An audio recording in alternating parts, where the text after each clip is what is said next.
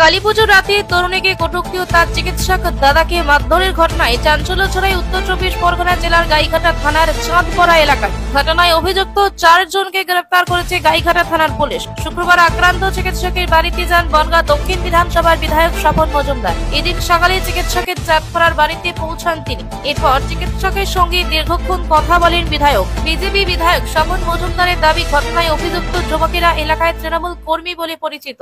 একযোগে এর মধ্যে গ্রেফতার হওয়া বাবুন রায় গাইঘাটা ব্লক তৃণমূল কংগ্রেস ছাত্র পরিষদের সভাপতি। যারা ঘটিয়েছে, যে ছেলেটা অ্যারেস্ট হয়েছে তার মধ্যে তৃণমূল কংগ্রেসের ছাত্র যুবর এই ব্লকের সভাপতি। ছেলেটির নাম বাবুন রায় নাম করে ছেলেটি। এর সঙ্গে আরো লোক আছে যুক্ত।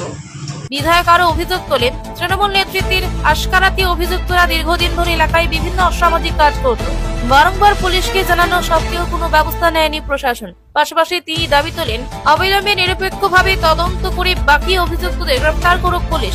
আক্রান্ত চিকিৎসক ও তার পরিবারের নিরাপত্তার দাবি জানিয়েছেন বিধায়ক। আমি প্রশাসনকে বলবো দৃষ্টান্তমূলক সাজা দেওয়া হয়, যাতে ডাক্তারবাবুর পরিবার এবং ডাক্তারবাবু এবং যে মেয়েটির সঙ্গে ঘটেছে তাদের একই কথা, দোষীরা যাতে শাস্তি পায়। এদের মূল আসামি তো বুধ হ্যান্ডেল করছে বিষয়টাকে। বুধ স্পটে ছিল, আমি খবর পেয়েছি। সে বুধকে কেন অ্যারেস্ট করছে না পুলিশ? একজন সিভিক পুলিশ ছিল, আর একজনের চেন ছিঁড়ে নিয়েছে, তাকে মেরেছে বেধড়কভাবে। সিভিক পুলিশ অ্যারেস্ট হয়নি কেন? প্রশাসন তাদের মধ্যেই রক্ষকই ভক্ষক হয়ে রয়েছে, তো কি করে হবে? এই ব্যাপারে আক্রান্ত চিকিৎসক দাবি করেন, ইতিমধ্যেই বিভিন্ন জায়গা থেকে হুমকি আসছে। তাকেও তার পরিবারকে মিথ্যা মামলার ভয় দেখানো হচ্ছে, যে কারণে নিরাপত্তাহীনতায় ভুগছেন চিকিৎসক ও তার পরিবার। ভয় তো থাকবেই, ভয়টা তো স্বাভাবিক। ভয় আমার পরিবার থাকে এখানে, আমার কাজের সূত্রে এখানে আসা হয়। অনেক ক্ষেত্রে আমরা দেখছি যে মিথ্যা অভিযোগ দেবে, সেরকম আমাদের হুমকি পেয়েছি যে দেওয়া হবে মিথ্যা অভিযোগ। তো সেইগুলো যদি পুলিশ প্রশাসন ব্যবস্থা নিচ্ছে, আমি শুনলাম, আমি তাদের তো সেভাবে নাম পেয়েছি, এদের তো আমরা চিনিও না এরা কারা, খুবই অপরিচিত যারা রয়েছে। আমার দিক থেকে আমার তো পারিবারিক এবং আমার সিকিউরিটি, এটা একটা বড় প্রশ্ন।